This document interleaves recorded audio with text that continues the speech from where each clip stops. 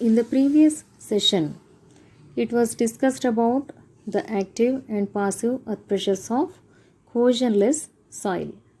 In this session, it will be discussed about the active and passive earth pressures of cohesive soils. At the plastic equilibrium, the major and minor principal stresses are related as sigma 1 equal to sigma 3 tan square alpha plus 2c tan alpha. In the active state, major principal stress sigma 1 equal to vertical stress, that is gamma into z, and minor principal stress equal to horizontal stress, which is equal to active earth pressure.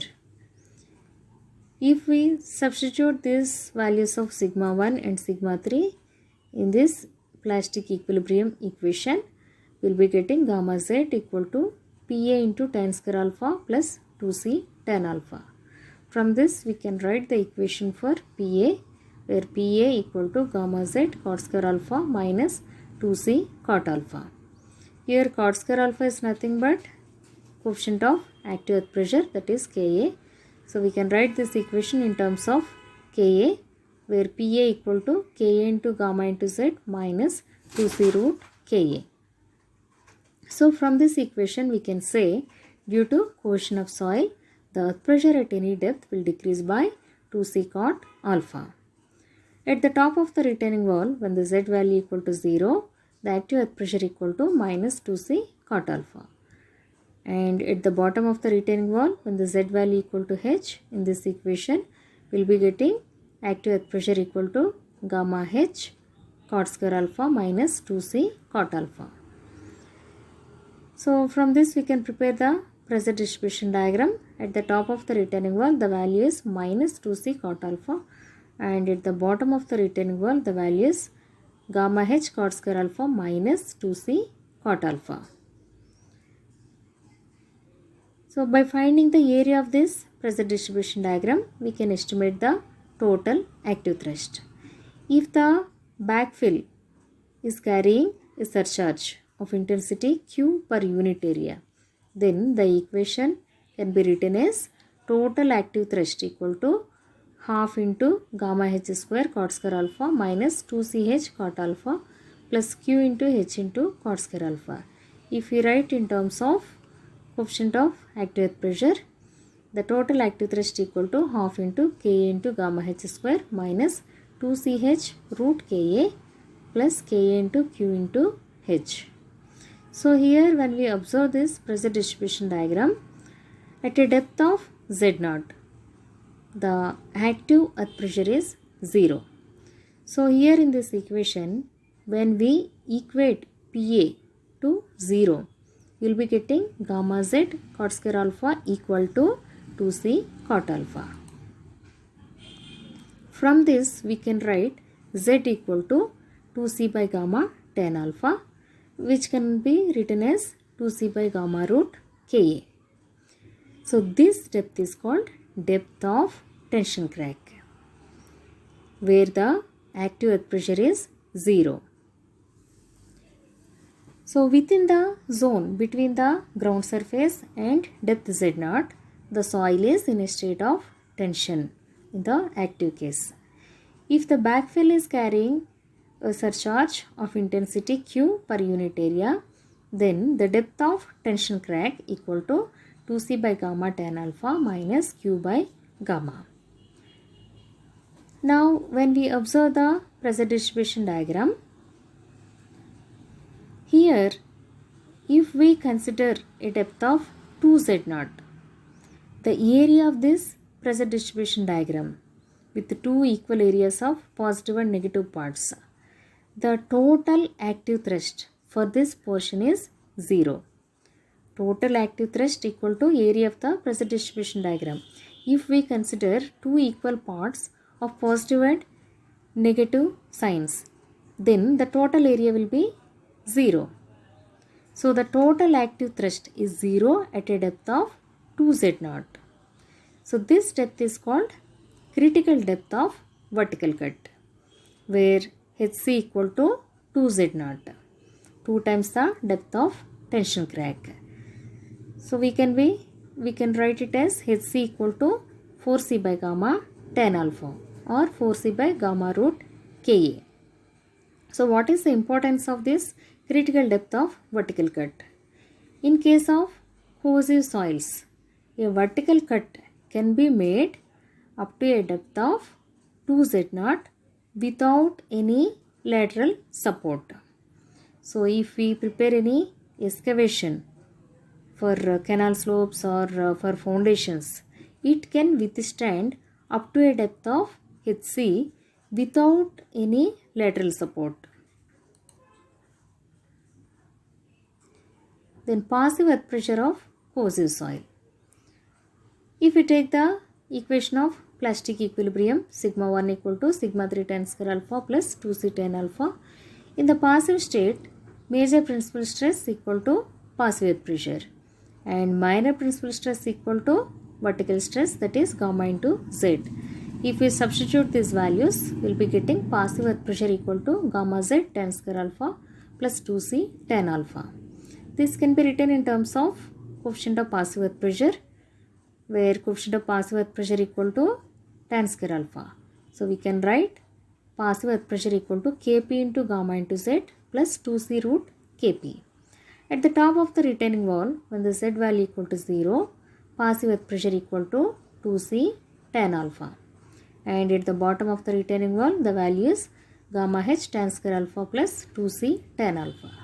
So from this we can say the effect of cohesion on the passive earth pressure is to increase the earth pressure by an amount of 2c tan alpha.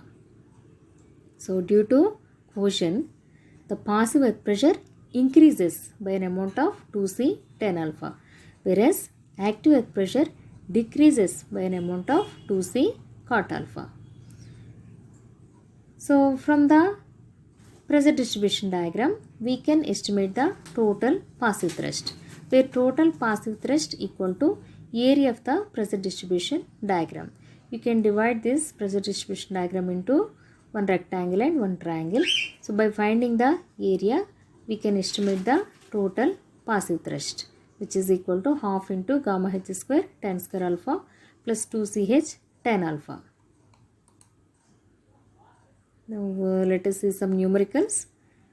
A 4.5 meter high retaining wall retains a corrosive soil whose properties are phi equal to 20 degrees, C equal to 10 kPa, gamma equal to 16 kN per meter cube.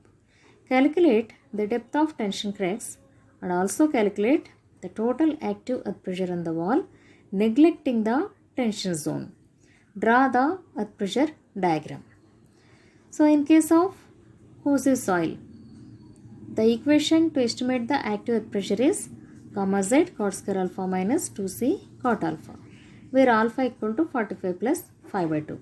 When we take phi value as 20 degrees, we will be getting the alpha value as 55 degrees. So here first it is asked to estimate the depth of tension cracks. The equation to estimate the depth of tension cracks is 2c by gamma into tan alpha. So here C value is given as 10, gamma is 16 and alpha is 55 degrees. By substituting these values, we can find the depth of tension cracks as 1.786 meter. Now at the top of the retaining wall, when the Z value equal to 0, active earth pressure equal to minus 2c cot alpha. So the value is coming as minus 14 kN per meter square. At the bottom of the retaining wall, and the Z value equal to H, this active earth pressure equal to 21.3 kN per meter square. So from these values we can prepare the pressure distribution diagram like this. So here it is mentioned that to ignore the tension zone. So while finding the total active thrust, we should not consider the area of tension zone. So neglecting the tension zone, area of the pressure distribution diagram equal to half into your base is 21.3 and height is 4.5 is the total height minus Z0, that is 1.786, which is coming as 28.88 kN per meter. And it is acting at a height of h by 3 from the base, where h equal to 4.5 minus 1.786, that is 2.714 divided by 3. It is coming as 0.905 meter from the base.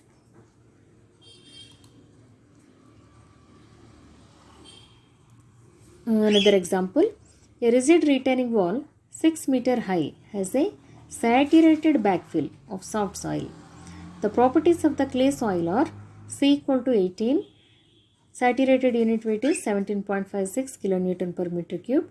Determine expected depth of tension crack in the soil, the active earth pressure before the occurrence of the tension crack, and the active earth pressure after the occurrence of the tension crack. So here, since it is a coarse soil, we can take the equation Pa equal to gamma z cot square alpha minus 2c cot alpha, where alpha equal to 45 plus 5 by 2. But phi value is not given. But here it is mentioned that saturated backfill, and here it is mentioned as clay. So for a saturated clay, the phi value is always 0. So by taking phi value as 0, we will be getting the alpha value as 45 degrees. At the top of the retaining wall, when the z value equal to 0, we will be getting the active earth pressure as minus 36 kilonewton per meter square. At the bottom of the retaining wall, that is when the z value equal to 6 meter, the active earth pressure is 69.36 kilonewton per meter square. Here first it is asked to find the depth of tension crack. So depth of tension crack equal to 2c by gamma tan alpha. Here c value is given as 18, gamma value is 17.56 and alpha value is 45 degrees. Taking these values in the equation, we will be getting the depth of tension crack as 2.05 meter. Second point, the active earth pressure before the occurrence of tension crack. So before the occurrence of tension crack, we have to consider both negative part as well as positive part of the pressure distribution diagram. While estimating the total active thrust, we have to consider both positive and negative parts of the pressure distribution diagram. So which is coming as 100 kilonewton per meter. The third point, it is asked to estimate the total active thrust after the occurrence of tension crack. So after the occurrence of tension crack, the soil within the tension zone will get separated from the retaining wall. It won't take any support from the retaining wall and it won't exert any earth pressure on the retaining wall. So we have to ignore the tension zone. So ignoring the tension zone, taking only the positive part of the pressure distribution diagram, we will be getting the area of the pressure distribution diagram is 137 kilonewton per meter. So the active earth pressure after the occurrence of the tension crack is the area of the pressure distribution diagram in the positive side. Next example, a vertical retaining wall of 10 meter high supports a backfill having unit weight of 18 kilonewton per meter cube, angle of shearing resistance of 20 degrees and unit cohesion of 10 kilonewton per meter square. The backfill has a horizontal surface flushed with the top of the wall and carries a uniform surcharge load of 20 kilonewton per meter square. Determine the active earth pressure and its point of application per unit length of wall. Sketch the active earth pressure distribution. So here we have to find the total active thrust and its location. So here phi value is given as 20 degrees. So from this we can find the coefficient of active earth pressure as 0.49. Then in the active earth pressure equation, we have to consider the term for surcharge also. So the earth pressure due to surcharge is Ka into Q. At the top of the retaining wall, the Z value is 0. This first term will not be there. Second and third terms will be there, from which we can find the active earth pressure as minus 4.2 kilonewton per meter square. And at a depth of 10 meter, the earth pressure is 84 kilonewton per meter square. So from these values we can prepare the pressure distribution diagram like this. So here the value is changing from minus 4.2 to plus 84. At a particular depth, the earth pressure is 0. That is nothing but depth of tension crack.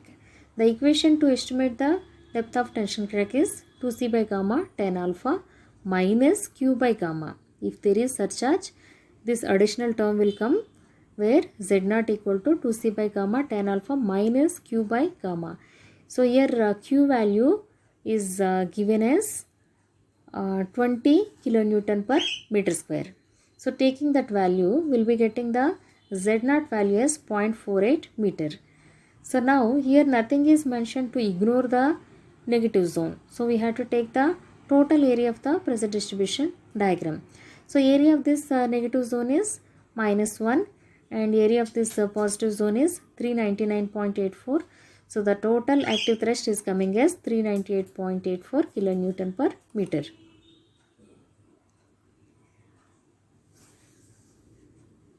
A clayey backfill carries a surcharge of intensity 40 kilonewton per meter square and the properties of soil are C equal to 25 kilonewton per meter square, phi equal to 20 degrees and gamma equal to 18 kilonewton per meter cube. What is the passive earth pressure developed per meter length of a 5 meter high retaining wall which is pushed towards the backfill if the top of the backfill is horizontal and at the level of retaining wall top. Find also the point of application of resultant force. So here it is mentioned that the wall is pushed towards the backfill. That means you have to estimate the passive earth pressure.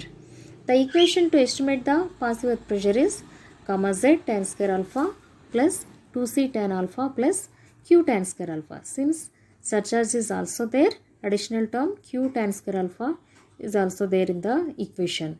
We can also write in terms of coefficient of passive earth pressure, that is Kp, where Pp equal to Kp into gamma into z plus 2c root Kp plus Kp into q, where Kp equal to 1 plus sin phi by 1 minus sin phi. So corresponding to phi value of 20 degrees, the value is 2.04. At the top of the retaining wall, when the z value is 0, the pressure is 153 kilonewton per meter square, and at the bottom of the retaining wall, the pressure is 336.6 kilonewton per meter square.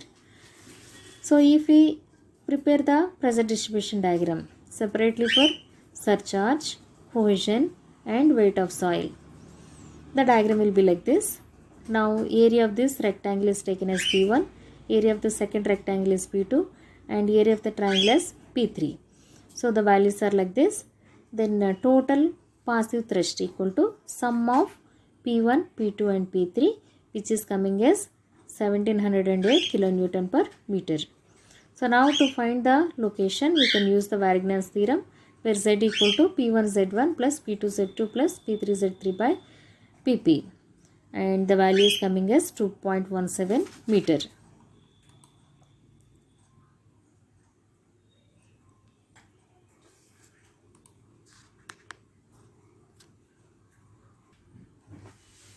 We will see some examples on stratified backfill. Determine the total active thrust and its point of action on a retaining wall of height 4.5 meter with a backfill whose properties are as follows. Top 2 meter soil is moist and cohesionless with phi equal to 25 degrees and gamma equal to 16.5 kilonewton per meter cube. Bottom 2.5 meter soil is saturated and cohesive with saturated unit weight equal to 19.5 kilonewton per meter cube, C equal to 10 kPa and phi equal to 20 degrees. The water table is at a depth of 2 meter from the top of the backfill. So here there are two layers. Top layer is cohesionless soil and bottom layer is cohesive soil. And the shear strength properties are varying. Here phi is 25, C is 0, and for the second layer phi is 20 and C is 10 kilonewton per meter square. So at the top of the retaining wall, since it is cohesionless soil, we have to take the equation of cohesionless soil, where Pa equal to Ka into gamma into Z. At the top of the retaining wall, since Z equal to 0, the pressure is 0.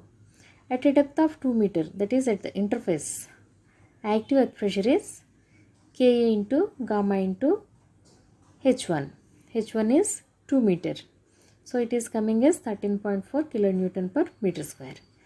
So now when we consider the second layer, the weight of first layer will be like a surcharge to the second layer. So if there is surcharge, then to find the earth pressure, we have to multiply the surcharge with the earth pressure coefficient. And here second layer is cozy soil. For a cozy soil, the equation is Ka into gamma into Z minus 2c root Ka. If there is surcharge, plus Ka into Q. So here at a depth of 2 meter, weight of top layer will be like a surcharge to the second layer. So gamma 1 H1 is the surcharge to the second layer multiplied with coefficient of earth pressure will give you the earth pressure, active earth pressure. So this first term is due to the surcharge and second term is due to cohesion. At the top of the second layer, the value is coming as 2.17 kilonewton per meter square. So wherever interface is there, we have to find the earth pressure based on both the shear strength properties. Once by considering the shear strength properties of top layer and another time by taking the shear strength properties of second layer. So you will be getting two values of earth pressure at the interface and you will be getting a step at the interface either outwards or inwards. And at a depth of 4.5 meter, that is at the bottom of the retaining wall, the value is Ka2 into gamma 2 dash. Because it is submerged soil, you have to take the submerged weight of soil. So this is the submerged weight of soil, gamma 2 dash into H2 is the submerged weight of soil multiplied with the coefficient of active earth pressure. So this is the earth pressure due to weight of second layer of soil, and this is the earth pressure due to cohesion of soil, and this is the earth pressure due to weight of top layer of soil, and this is the earth pressure due to pore water pressure. So taking all the factors, we will be getting the total active earth pressure as 38.565 kilonewton per meter square at the bottom of the retaining wall. So by plotting these values, initially for the first layer, the earth pressure is increasing from 0 to 13.4. 0 to 13.4. And then at the interface, due to the shear strength properties of second layer, the earth pressure is decreased to 2.17. So for the second layer, the earth pressure is increasing from 2.17 to 38.565. So we have to take 2.17 at the interface and it is increased to a value of total value of 38.565. If we split the values corresponding to submerged weight and pore water pressure, you will be getting two triangles like this. So here whatever the earth pressure is there at this level, that will remain same. So taking these values and finding the area of this pressure distribution diagram, we will be getting the total active thrust, which is the sum of components P1, P2, P3 and P4. It is 64.33 kilonewton per meter. To find the location of this active thrust, we had to use the Varignon's theorem, where Z equal to P1Z1 plus P2Z2 plus P3Z3 plus P4Z4 divided by total active thrust. That is coming as 1.353 meter. So the total active thrust of magnitude 64.33 kilonewton per meter is acting at a height of 1.353 meter from the base. So here in this example, the top layer is cozy soil and bottom layer is cohesionless soil. So here also there are two different types of soils with different shear strength properties. So first we have to consider the first layer. since the first layer is cozy soil, you have to take the equation gamma z cot square alpha minus 2c cot alpha. So in this equation, when z equal to 0, the pressure is coming as minus 18.75, and when we take z value is 4 meter, that is at the interface, the value is coming as 6.55 kilonewton per meter square. Now, while taking the earth pressure due to second layer of soil, we have to assume that the weight of first layer is like a surcharge to the second layer. So by taking the shear strength properties of second layer, the earth pressure at the top of the second layer, it is 18.32 kilonewton per meter square. Taking the shear strength properties of second layer of soil, that is phi equal to 34 and c equal to 0, we will be getting the earth pressure as 18.32 kilonewton per meter square. And at the bottom of the retaining wall, that is for the second layer, at the bottom of the second layer, the value is 27.3 plus 29.43. This 29.43 is due to pore water pressure. So like this, we can find the earth pressure at different depths. After finding the earth pressure at different depths, we have to plot the pressure distribution diagram. So here the earth pressure is increasing from minus 18.75 to 6 plus 6.55 for the first layer. And then there is a sudden increase in the earth pressure due to the shear strength properties of second layer. So the value at the interface, it is 18.32, and then at the bottom of the retaining wall, the value is 27.3, that is due to weight of soil and the surcharge, and due to the pore water pressure, the value is 29.43.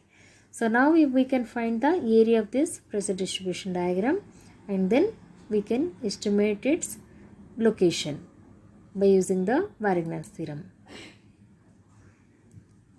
Here in this example, both the layers are cozy soil only, but the shear strength properties are different. Both are cozy soils but different soils. Here the cohesion is 15, here the cohesion is 20, and even the unit weight is different.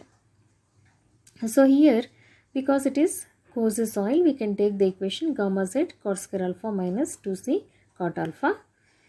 So at the top of the first layer, when z equal to 0, the value is coming as minus 30, and at the bottom of the first layer, that is at the interface, the value is coming as 14 kilonewton per meter square. So for the first layer, the pressure is changing from minus 30 to plus 14 kilonewton per meter square. Then when we consider the second layer, weight of first layer will be like a surcharge to the second layer. So taking the weight of first layer as surcharge, the earth pressure at the top of the second layer, it is 4 kilonewton per meter square. And at the bottom of the second layer, the value is plus 32.8 kilonewton per meter square. So now to find the total active thrust, we have to find the area of this pressure distribution diagram. To find the area of the pressure distribution diagram, we should know the depth of tension crack, that is Z0, where Z0 equal to 2c by gamma tan alpha. The value is coming as 1.7 meter. So if we consider the tension zone also, you will be getting one value of active thrust. If we ignore the tension zone, then we will be getting another value of active thrust. So if the problem is asked to estimate the active thrust ignoring the tension zone, then you have to consider only the positive part of earth pressure diagram. If nothing is mentioned regarding the negative zone, then we have to find the total area of the pressure distribution diagram. Another example, calculate the total active earth pressure on the retaining wall 6 meter high shown in figure. Also calculate the line of action of lateral force from the base of the wall. So here Top layer is cozy soil and bottom layer is coachless soil. There is a water table in between and a surcharge at the top of the retaining wall. So here, since the top layer is cozy soil and there is surcharge, we can use the equation PA equal to gamma z cot square alpha minus 2c cot alpha plus q cot square alpha. So in this equation, when we take z equal to 0, we will be getting the earth pressure as 4.34 kilonewton per meter square, and when we take z equal to 4 meter, we will be getting another value of earth pressure, that is at the interface. Then while calculating the earth pressure due to second layer of soil, we have to assume that the weight of first layer is like a surcharge to the second layer. So since the second layer is coachless soil, we have to take the equation like gamma z cot square alpha plus q cot square alpha. So taking this equation, we can find the earth pressure at the top and bottom of the second layer. So plotting these values, we'll get the pressure distribution diagram like this. So from this, we have to find the area of this pressure distribution diagram. Since it is an irregular shape, we have to divide this into some regular shapes. By finding the area of each component, we can estimate the component forces. By taking the sum of these component forces, we can find the total active thrust.